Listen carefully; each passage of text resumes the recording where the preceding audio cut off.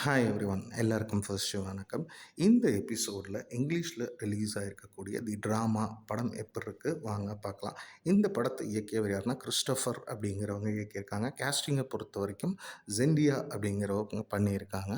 தி drama படத்தின் கதை அப்படிங்கும்போது படத்தின் நாயகன் ஒரு மியூசியமில் இருக்கக்கூடிய பர்சன், மியூசியமில் ஒர்க் பண்ணக்கூடிய பர்சன். அப்போ அவன் கதாநாயகியை பார்த்திங்கன்னா, அதாவது ஒரு புக்கு படிக்கும்போது மீட் பண்ணுறான். அதுக்கப்புறம் லேட்ரான் ஒரு 2 இயர்ஸ் கழித்து இந்த 2 பேருக்குமே ஒரு என்கேஜ்மெண்ட்டுங்கிறது பிளான் பண்ணுறாங்க. இன் தி மீன் டைம் இவங்க 2 பேரும் நல்லா பழகுறாங்க. அதே மாதிரி அந்த கதாநாயகனுக்கும் ஒரு லவ்வுங்கிறது அந்த கதாநாயகி மேலே இருக்குது. அப்படி இருக்க ஒரு பார்ட்டியில் அதாவது கதாநாயகனும் சரி, அவரோட ஃப்ரெண்டு, அந்த ஃப்ரெண்டோட ஒருத்தங்க லேடியும் இருக்காங்க. அப்போ ஒரு நாள் ட்ரிங்க்கில் அவங்க லைஃப்பில் செஞ்ச சில பேட் திங்ஸை பற்றி பேச சொல்கிறாங்க. அப்போ இந்த 4 பேரும் பேசுகிறாங்க. இதில் பார்த்திங்கன்னா கதாநாயகனுக்கு கதாநாயகியை பற்றி சில விஷயங்கள் தெரிய வருது. அவங்க டீனேஜில் செஞ்ச சில விஷயங்கள் தெரிய வருது. அதுக்கப்புறம் இந்த 2 பேரும் பழகும்போதே சைக்கலாஜிக்கலி கதாநாயகனுக்கு அவங்களோட அந்த பாஸ்ட் லைஃப்பில் அவங்க எப்படி இருந்தாங்க, அவங்கள நெருங்கும் போதே அந்த அப்ரோச்சில் அவன் நெருங்கும்போது, அதாவது இந்த ரிலேஷன்ஷிப் நல்லா வந்துட்டு இருந்த ஒரு ரிலேஷன்ஷிப்.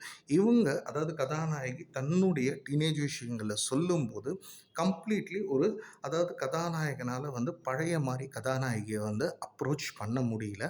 அப்படி இருக்க படம் எப்படி நகருது அப்படின்னு பார்த்தீங்கன்னா, ஆரம்பத்தில் அதாவது கதாநாயகியை சந்தித்த கதாநாயகன் இது ஒரு என்கேஜ்மெண்ட்டுக்கு கொண்டு போக ஒரு நாள் நைட் ஒரு பார்ட்டியில் என்டையர் திங்ஸ் சேஞ்ச் ஆகுதுங்கும்போது, இதுக்கப்புறம் இந்த படம்ங்கிறது எப்படி நகருது அப்படின்னு பார்த்தீங்கன்னா, கதாநாயகன் கதாநாயகி திருப்பி பழைய மாதிரி நார்மல் லைஃபுக்கு வந்தாங்களா, ஆஸ் பர் அவங்க பிளான் அந்த என்கேஜ்மெண்ட் நடந்துச்சா, அப்படி என்ன கதாநாயகியோட பாஸ்ட்டில் கதாநாயகன் சைக்கலாஜிக்கலி அஃபெக்ட் ஆகிற அளவுக்கு நடந்துச்சு. இது எல்லாத்துக்கும் ஆன்சர் கொடுக்குற படமாக மாரி தான் தி ட்ராமா.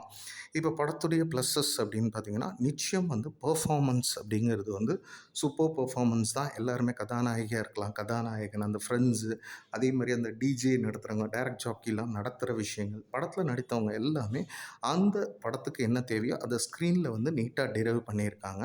ஆஸ் இந்த படம் ஒரு ரொமான்டிக் காமெடி ட்ராமா அப்படிங்கும்போது அதுக்கான ஒரு பிஜிஎம் ஸ்கோரிங்கும் சரி, மியூசிக்கும் நீட்டாக ஒர்க் ஆகிருக்கு. அதே மாதிரி அதை சினிமோட்டோகிராஃபியில் எந்த அளவுக்கு கேப்சர் பண்ணுமோ அந்த அளவுக்கு நீட்டாக கேப்சர் பண்ணியிருக்காங்க அப்படின்னே சொல்லலாம்.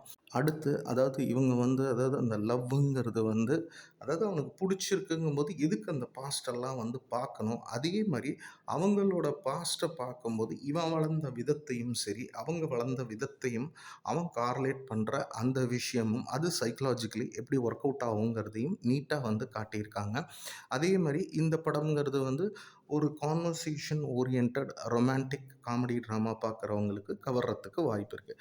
சரி, இந்த படத்தில் வேறு என்னெல்லாம் செஞ்சுருந்தா இந்த படம்ங்கிறது இன்னும் பெரிதாக அமைந்திருக்கும்னா, அதாவது இது ஒரு ரொமான்டிக் காமெடி ட்ராமா தான். ரன் டைம் கிட்டத்தட்ட 1.5 ஹவர்ஸ்க்குள்ளே தான் இருக்குது. ஆனால் மெனி ஆஃப் தி சீன்ஸ் ஒரு கான்வர்சேஷனலாக போகுதுங்கும்போது எத்தனை ஆடியன்ஸுக்கு இது இருக்கும் அப்படிங்கிறது தெரியல. ஏன்னா அந்த கான்வர்சேஷன் ஓரியன்டட் படம் பார்க்குறவங்களுக்கு இது ஓகே. பட் ஜென்ரலாக நம்ம பார்த்தோன்னா அந்த கான்வர்சேஷனுங்கிறது ஒரு இங்கிலீஷ் லாங்குவேஜுக்கு அந்த அளவுக்கு புக்கு படிக்கிற டைப் ஆஃப் பீப்புளுக்கு இது கவர் ஆகிறதுக்கு வாய்ப்பு இருக்குது. ஸோ இதை தாண்டி மெனி ஆஃப் தி சீன் இன்னும் டெப்த்தாக போகாமல் கான்வர்சேஷன்லேயே எடுத்துகிட்டு போயிருக்காங்க.